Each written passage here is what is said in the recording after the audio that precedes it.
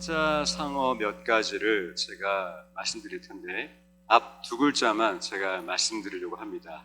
그러면 이 말씀만 들으시고 뒤에 나오는 단어 두 개를 연상되는 두 단어를 함께 화답하면 좋을 것 같습니다. 제가 앞 두 단어를 말씀드리면 여러분께서는 뒤 두 단어를 말씀 부탁드리겠습니다.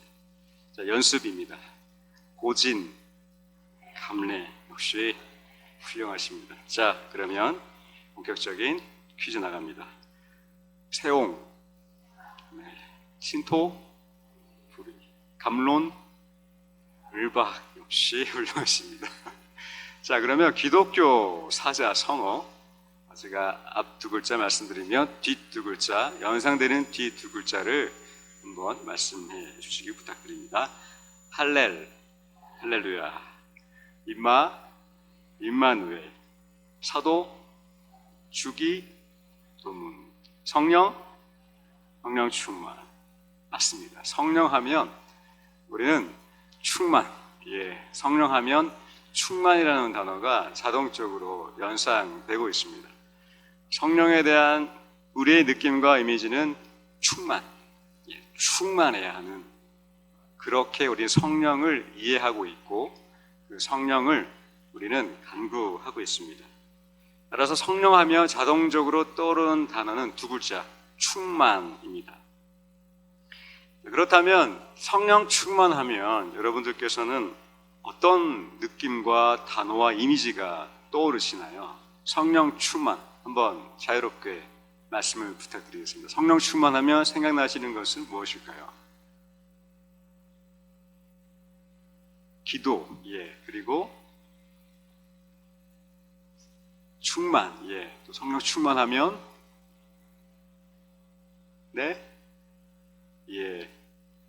뭐 안 해요? 성령 충만하면 보통 불, 그렇죠? 불, 그리고 방언, 방언 생각납니다. 입신, 입신양면. 감사합니다. 사랑합니다. 성령 받으면 입신양명하죠. 부모님의 이름을 아주 훌륭하게 우리가 높여드립니다. 입신하는 경우도 있습니다. 뒤로 넘어가거나 예언을 하거나 또 능력을 받고 치유를 하거나 또 능력이 나타납니다. 뜨겁고 이렇게 막 두 손을 들고 주체할 수 없는 무언가, 그 뜨거운 느낌, 그것을 우리가 성령 충만하며 보통 떠오르는 느낌과 단어라고 생각합니다. 유튜브에 나오는 이런 장면들이 있었습니다. 보신 분들 계시겠지만 유튜브 영상에 성령 충만한 예배 현장이라고 해서 가끔 영상이 자동적으로 보는 사람들에게 소개될 때가 있는데, 저도 한번 봤는데 보신 분 계시겠지만 그 본당의 성전에 가득하신 우리 교인분들께서 두 손을 들고 열렬히 함성을 지르시며 무언가를, 주문을 외우듯이 무언가를 기도하고 있습니다. 그리고 몸을 좌우로 흔들면서 어쩔 줄 몰라 하는, 거의 뭔가에 빠져있는 듯한 그 성령 충만한, 그 공간은 매우 시끄럽고 또 뜨겁고 그렇게 성령 충만한 예배 현장을 가끔 볼 때가 있습니다. 맞습니다. 성령 충만한 예배 현장이라고 생각합니다. 그리고 또한 이것은 성령을 받은 모습과 현상인데, 그것이 성령 충만한 삶이다라고 얘기할 수 있을까라고 질문하신다면, 그렇죠. 예배당을 벗어나 봐야 하는 것입니다. 그것은 예배가 끝나고 기도가 끝나고 가정과 직장과 우리 현실의 삶에 가 봤을 때 그때 성령 충만한 삶인가 아닌가가 드러나는 것입니다. 성령 충만은 예배 속에서 일어날 수 있습니다. 일어나기 쉽습니다. 일어나기 좋습니다. 그런데 우리 삶의 현장에서 성령 충만한 삶인가라고 물어봤을 때 우리는 쉽게 되지 않거나 어렵거나 또 애쓰고 있는 모습을 볼 수가 있습니다. 오늘은 우리가 함께 말씀을 복습하는 마음으로 복습하는 마음으로 함께 이 성령 충만이 무엇인지 되새김질 하실 텐데 지루하시거나 들었던 말씀이 반복될 수도 있습니다. 그러나 신앙은 초대교회 때부터 복습이라고 얘기합니다. 신앙은 기본이라고 얘기합니다. 신앙은 집밥입니다. 신앙은 맛없는 집밥입니다. 그러나 그 집밥이 우리를 살찌우고 건강하게 하는 것입니다. 오늘 성령 충만에 대해서 복습하시면서 나의 삶이 성령 충만한 삶인지 아니면 성령 충만한 신앙인지 분별하시고 우리의 삶을 돌아보시며 그렇게 하나님 앞에 말씀을 통해서 더 우리의 마음이 신앙이 강화되시기를 주님의 이름으로 축원드립니다. 성령은 먼저 받는 것이라고 정의해드리고 싶습니다. 성령은 먼저 충만하기 이전에 받는 것입니다. 복음서에서도 예수님께서 말씀하십니다. 아버지가 약속하신 성령이 오신다라고 너희에게 주실 것이다라고 말씀하셨습니다. 우리가 지난주일 말씀처럼 이 성령은 구하는 자에게 하나님이 주시는 또한 선물이라고 우리가 들었습니다. 그렇습니다. 아버지께서 좋은 것으로 자녀들에게 주시는 이 선물, 그것이 성령입니다. 그렇게 성령은 우리에게 주어지는 것입니다. 그러면 성령은 우리가 받는 것이 됩니다. 우리 사도행전 2장 38절 말씀을 함께 읽겠습니다. 베드로가 이르되 너희가 회개하여 각각 예수 그리스도의 이름으로 세례를 받고 죄 사함을 받으라. 그리하며 성령의 선물을 받으리니.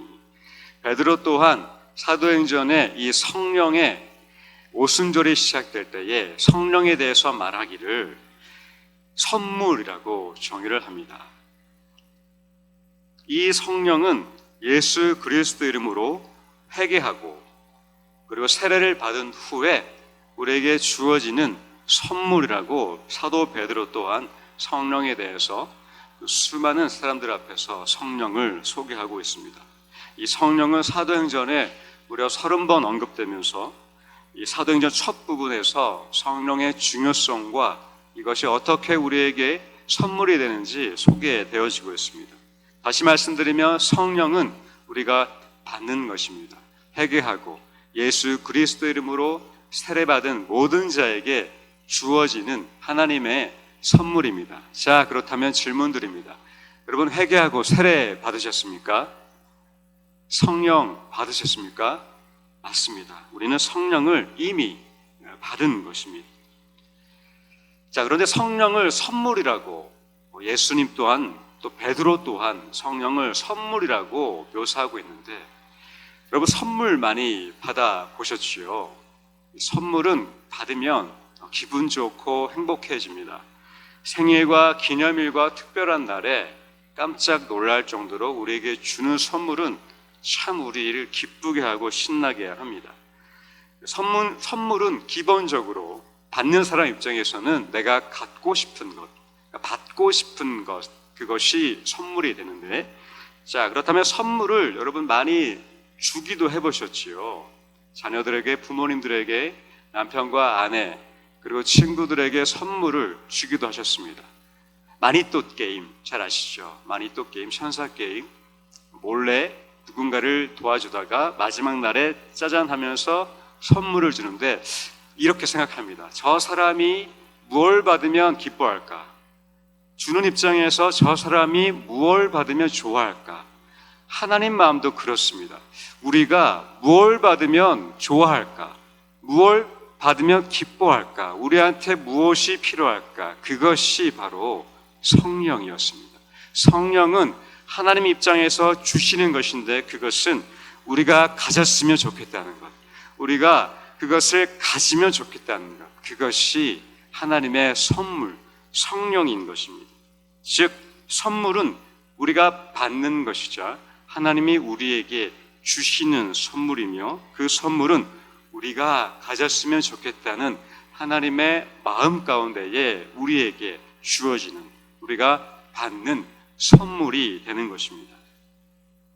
그렇다면 선물로서의 성령은 받고 싶은 선물, 주고 싶은 선물이 되는데, 그런데 우리는 이 성령을 삼위일체 하나님의 가장 마지막 이 위격으로 생각하며 때로는 보너스로 생각할 때가 있지는 않은지 생각해 봅니다. 그것은 주시면 감사하지만 주시면 너무 좋죠. 그런데 안 주셔도 뭐 사는데 지장 없어요. 괜찮습니다. 주시면 감사하고 안 주셔도 아버지 하나님 예수님 계시는데 성령님까지 뭐 괜찮습니다. 이런 마음이 있지는 않나. 마치 성령을 성삼위 하나님의 성삼위가 아닌가 성이위의 하나님의 그 부속격 인물로 생각할 때가 있지는 않은가 생각해 봅니다.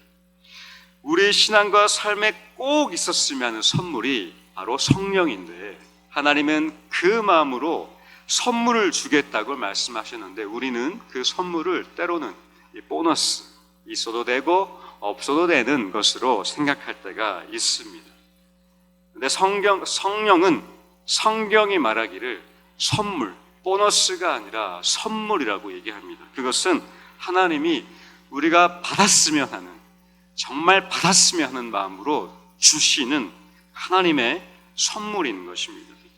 그러면 이 성령, 이 선물, 성령은 도대체 무엇일까? 누구일까? 보통 우리가 성령 생각하면 우리 예배 신앙생활 하시면서 많이 들으셨을 바로 보혜사 성령, 도우시는 하나님, 헬퍼라고 우리가 많이들 알고 계십니다. 성령 하나님 그러면 우리를 도우시고 우리의 그와 같이 우리를 버려두지 않으시고 훈계하시고 가르쳐 주시는, 위로하시는 그 하나님이라고 우리는 많이 들어왔습니다. 그런데 저는 오늘 이 성령을 다른 관점으로, 삼위일체 관점으로 함께 좀 들여보고 싶은데요. 먼저 삼위일체 이 교리는 초대교회에 많은 이단들이 성부, 성자, 성령에 대한 이 삼위 같은 격을 두지 않고 높이를 정하기 시작했습니다. 즉 성자 하나님이 가장 높은 분이시고 그 다음 성자 하나님 예수님 그리고 성령 하나님 가장 낮은 분이시다라는 오해가 있었고 때로는 양태론 그러니까 하나님과 예수님 사이에 뭔가 태어났다. 이 양쪽의 이 동등됨 앞에 이 성령의 존재가 무엇인지 위치를 잡지 못했을 때에 이 니케아 신경을 통해서 공의에서 정확하게 판결을 내립니다. 이 이단들로부터 정통교리를 지키기 위해서 성삼위 하나님, 성부, 성자, 성령은 같은 격의 한 하나님, 세 분의 이 격은 한 하나님이라고 정의를 하게 됩니다. 즉 삼위일체는 하나님, 성부, 성자, 성령으로 각자 존재하시되 바로 이 신적 본체를 갖는 것은 단 한 분 하나님이시라는 것입니다. 즉 세 분으로 존재하시고 한 하나님 안에 또 세 분의 역할이 있다. 이것이 바로 삼위일체 교리가 됩니다. 영어로는 Trinity in One, 이 One 하나님 안에 이 세 가지의 위격이 있는 이것을 바로 성부, 성자, 성령, 삼위일체 하나님의 교리가 되었습니다. 성경에는 직접적인 언급이 없지만 간접적으로 이 말씀 안에서 성경 여러 부분에서 성부, 성자, 성령이 동시에 언급되기도 하며 이렇게 이 성부, 성자, 성령을 한 하나님으로 간주하고 있습니다. 이렇게 삼위일체 하나님, 성부, 성자, 성령 같은 위격을 가진 하나님 그렇다면 이 성령은 그렇습니다. 하나님이십니다.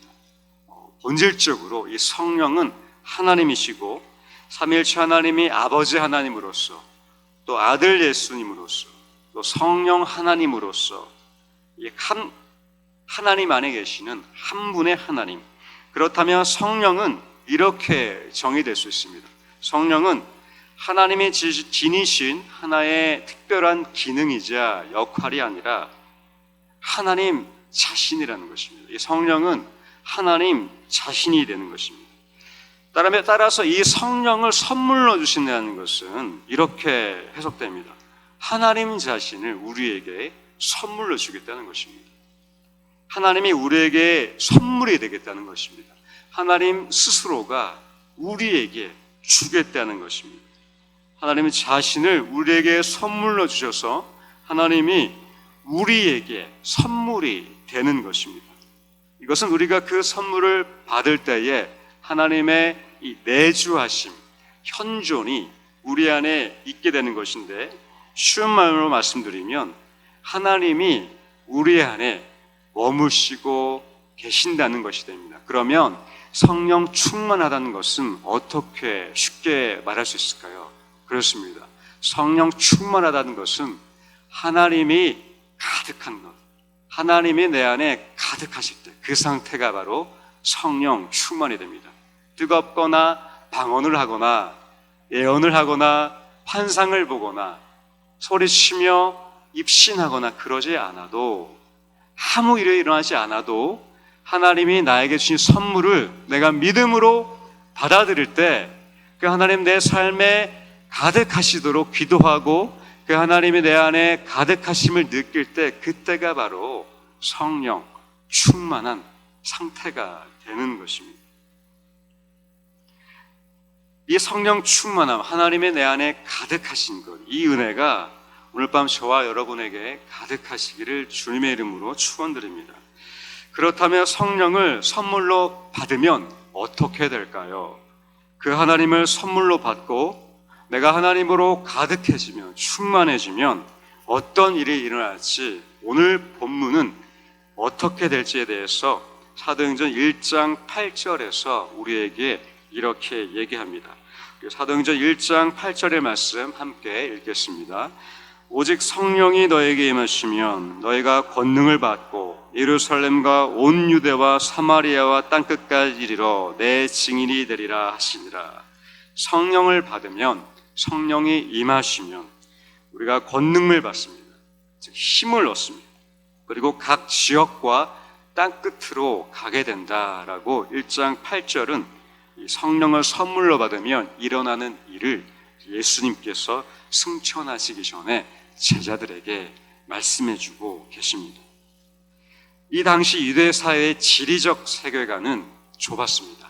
즉 유대와 사마리아와 예루살렘, 자신 앞에 주어진 이 지역만이 하나님 나라라고 생각했습니다. 그 유대인의 지역적 세계관 너머에는 그 지역을 제외한 이방국과 다른 나라는 하나님의 나라가 아니라고 생각했습니다. 그런데 예수님은 이 경계선을, 제자들의 이 지역적 경계선을 지금 허물고 계시는 것입니다. 어떨 때요? 성령이 임하시면, 어떨 때요? 하나님이 임하시고 가득하실 때 이 예루살렘과 유다에만 머무는 것이 아니라 너희가 버렸던, 이방인들이 거주했던, 부정하다고 여겼던 이 사마리아에도 임하고 땅끝까지 이른다고 예수님은 그들의 지역적 경계선을 허물고 계십니다. 남유다의 상징인 예루살렘이 회복될 뿐만 아니라 이 북이스라엘의 상징, 신범 후에 멸망당한 이방인들의 나라가 됐던, 혼잡하게 됐던 이 사마리아도 회복될 것이고, 이 땅끝까지 증인이 된다고, 성령이 임하면 이 일이 일어난다고 예수님은 말씀하고 계십니다. 그런데 예수님 부활 이후에 당시의 제자들은 이 땅이 아니라, 이 땅끝을 아니라 하늘을 계속 우러러보고 있었습니다. 사도행전 1장 11절 말씀 우리 함께 읽겠습니다. 이르되 갈릴리 사람들아 어찌하여 서서 하늘을 쳐다보느냐, 너희 가운데서 하늘로 올려주신 이 예수는 하늘로 가심을 본 그대로 오시리라 하였느니라. 먼저 10절 말씀에 이렇게 묘사 장면이 나와 있는데, 예수님이 승천을 하십니다. 구름에 가리워서 보이지 않을 때 이 제자들이 이 자세히 하늘을 쳐다보고 있다고 10장에 기록되어 있는데, 그들의 마음은 어땠을까요? 죽으셨는데 부활하신 예수님, 이제 두려울 게 없습니다. 죽음을 이기셨는데, 죽음을 이기신 이분이 나와 함께 하신다면 그 어떤 것도 무서울 게 없는 이 안정된 삶 속에 이분이 호련히 가버리셨습니다. 저 하늘을 바라보는데 이제 보이질 않습니다. 구름이 앞을 가립니다. 절망과 상실감과 불안정함과 두려움이 그들 가운데에 있었습니다. 더 이상 땅을 볼 수가 없고 하늘을 계속 보고 있는 그때에 두 천사가 와서 그들에게 이렇게 얘기합니다. 이복의 갈릴리 사람들아, 여기서 뭐 하고 있습니까? 어떻게 서서 하늘만 쳐다보고 있습니까? 여러분 가운데 하늘에 올려주신 이 예수님은 하늘로 가심을 본 그대로 오십니다. 이렇게 제자들에게 얘기합니다. 이 말씀은 거꾸로 얘기하면 다시 오실 예수님이 이 땅을 향해 오실 것이니까 기다리며 땅끝을 향해 가라는 것이었습니다. 그곳을 향해 가라는 당부였습니다. 슬퍼하고 외로워하고 좌절하지 말고 성령을 받았으니 이제 힘을 얻어서 예루살렘, 사마리아 땅끝까지 가라라는 이 천사들의 당부이자 도전이었습니다. 그리고 오늘 한국교회에도 이러한 일들이 있었습니다. 하늘만 바라보고 있는 신앙. 이 성령을 받고자 할 때 한국교회는 지배적인 모습이 이 현상, 성령을 받았을 때의 현상, 서두에 말씀드린 성령 충만만 추구했지 성령 충만한 삶은 소외시된 것이 사실입니다. 성령을 받는 것이 현상이 되어버렸기 때문에 그 현상에 집착하고 추구하면서 방언과 신비와 어떠한 내 안에 일어나는 기적에만 더 집중했습니다. 철저히 공감되는 것이 한국 사회는 어려웠고 의료기술도 발달하지 못했던 때였습니다. 하나님의 긍휼과 치근히 여기심 속에 한국교회의 기도원에 많은 치유와 역사가 일어난 것은 사실이었습니다. 그러나 그것은 오늘 우리들에게 이 기독교 신앙의 유산적인 측면을 봤을 때는 성령 충만이 하나의 현상이자 유튜브에 나오는 그것으로 바라보게 만들고 있지는 않은가 돌아봅니다. 즉 뭔가 뜨거운 현상, 내 안에 방언 이런 것이 성령 충만으로 현상으로 그저 그쳐지는 모습들, 손을 들고 기도하고 방언하며 뛰기도 하며 외치기도 하고 주문을 외우듯이 기도하고 이런 것들이 제자들이 하늘을 바라봤던 것과 동일한 결이 아닌가 생각해 봅니다. 그러한 모습은 성령을 받을 때의 현상일 수 있지만 그것은 본질은 아닌 것입니다. 본질은 바로 8절의 말씀, 땅끝으로 가는 것이 성령을 받았을 때에 충만했을 때에 일어나는 일들인 것입니다. 만약 성령 충만한 그 현상이 성령 충만이라면 이미 한국교회는 다른 길을 갔을 것이며 이 사회에는 지금처럼이 아닌 더 깨끗하고 공정하게 정화되었을 것입니다. 따라서 성령을 받는 것은 하나님으로 충만해지는 것은 하나님을 상징하는 이 하늘을 바라보고 이제 우리의 삶을 상징하는 이 땅을 향해 가는 것이 바로 성령 충만한 삶이 되는 것입니다. 이 땅을 향해 가는 것, 땅에 충실한 것, 회복되어야 할 예루살렘과 이방인들이 섞여 있는 사마리아, 아직 믿지 않는 자들이 남겨진 그 우리 세계 곳곳의 지역들, 우리 손길에 닿지 못한 아니면 포기하고 있는 우리의 땅, 선교지, 아프리카 중동 지방, 그리고 우리의 땅, 바로 우리의 가정과 남편과 아내와 자녀가 오늘 우리에게 주어진 땅끝이라고 저는 믿습니다. 그들을 향해 하늘을 보자고, 하나님 바라보자고 우리는 수없이 얘기해왔습니다. 그렇게 애써왔습니다. 땅끝을 바라봤습니다. 눈물을 흘리며 우리의 신앙을 남겨주기 위해서 애쓰며 힘을 다해서 기도하고 복음을 얘기하고 그렇게 살아왔습니다. 그런데 우리의 땅끝을 향한 우리의 많은 노력 가운데에 우리가 돌아보길 원하는 것은 이 가정의 달 마지막 31일에 부모와 자녀들이 신앙 갖도록 눈물의 기도와 탄식의 간구와 이 노력 가운데에 이 땅끝에서 하늘을 바라보고자 했던 그 외침과 동시에 하나님 바라보자, 교회에 가자라고 얘기했던 우리의 간구 속에 이 제자들처럼 그렇게 땅끝에서 하늘만 바라본 것은 아닌가. 땅끝을 갔지만 그곳에서 우리는 여전히 하늘을 바라보고 있지는 않은지 돌아봅니다. 오늘 1장 8절의 말씀은 땅끝을 향해 가서 땅끝에서 내 증인이 되리라고 얘기하고 있습니다. 그 증인이라는 것은 단순히 하늘만 바라보자라는 것이 아니라 성령 충만한 모습만 보여주는 것이 아니라 현상으로만 증거하는 것이 아니라 성령 충만한 삶으로 증거하는 것이 바로 증인된 삶임을 믿습니다. 그래서 우리는 이 땅 끝에서 이렇게 얘기하고 싶습니다. 이 땅 끝에 가서, 이 땅 끝인 우리의 가정과 직장을 향해 가서 바로 내가 충실한 부모가 되는 것입니다. 내가 충실한 아버지가 되는 것입니다. 내가 나를 부르신 이 교회에 주신 직분뿐만 아니라 가정에서 주신 이 직분대로 충실하게 삶을 사는 것입니다.